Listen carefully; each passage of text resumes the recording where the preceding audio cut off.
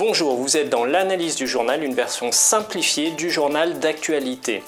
Aujourd'hui, on va parler du coronavirus. Il est difficile de ne pas traiter de ce sujet actuellement. Mais aujourd'hui, on va dévier un petit peu en parlant d'un médicament qui semble être une mesure pour lutter contre le coronavirus. Ce médicament, il s'agit de la chloroquine. Si vous avez aimé la vidéo, vous pouvez mettre un like et vous pouvez également la partager sur vos réseaux sociaux. Le débat sur la chloroquine, est-elle efficace ou non pour lutter contre le coronavirus, fait aujourd'hui grand bruit partout dans le monde. En effet, à la base, c'est le professeur Raoult dans le sud de la France qui a utilisé ce médicament et qui a réussi à guérir plusieurs malades atteints par le coronavirus. Alors si on ne met pas en doute les résultats très positifs qu'il a eu en utilisant ce médicament pour ces malades, en revanche il n'en demeure pas moins que c'est un médicament qui est très actif et qui a des effets secondaires qui sont très néfastes et qui peuvent même être mortels dans certains cas. Alors, si le gouvernement prend vraiment des pincettes avant d'utiliser ce médicament à grande échelle, c'est parce qu'il faut un processus scientifique qui montre que ce médicament sauve plus de vies qu'il n'en détruit.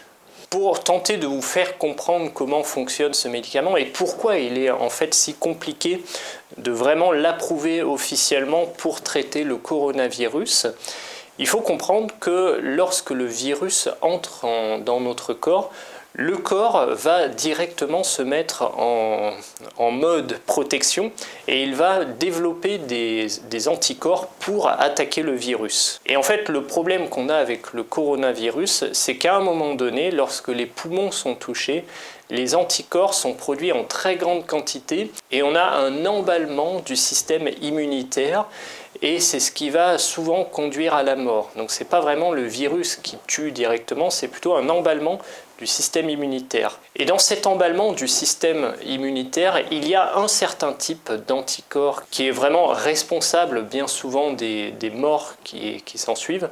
La chloroquine, en fait, empêche ce type d'anticorps de se développer. Alors effectivement, si la chloroquine est prise dans un temps qui est plutôt proche de la fin, lorsque le corps commence à s'emballer, mais qu'il a quand même eu le temps de se défendre contre le virus, alors elle peut être efficace.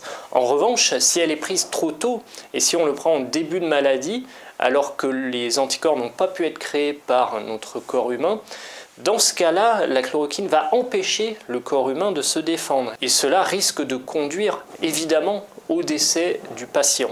Alors, on peut facilement comprendre maintenant pourquoi le gouvernement ne donne pas un feu vert complet pour la chloroquine. En revanche, il n'en demeure pas moins que beaucoup de médecins la testent dans les derniers recours. Lorsqu'on n'a plus le choix, lorsque le malade va bientôt mourir, ils utilisent la chloroquine. Donc, on pourra très certainement dans les semaines à venir préconiser une utilisation de la chloroquine dans certaines conditions. Si on n'a pas d'autre choix, si le patient est proche de la mort, on pourra utiliser la chloroquine avec des effets qui seront plutôt favorables.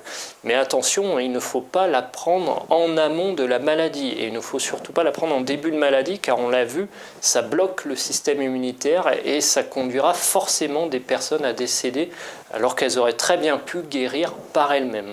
Voilà, par ailleurs, un dernier point, c'est qu'il y a certains patients qui utilisent également la chloroquine pour d'autres maladies et qui aujourd'hui n'en trouvent plus dans les pharmacies.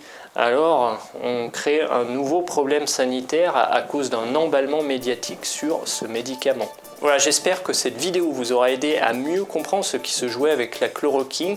En tout cas, je vous dis à très bientôt dans une prochaine vidéo.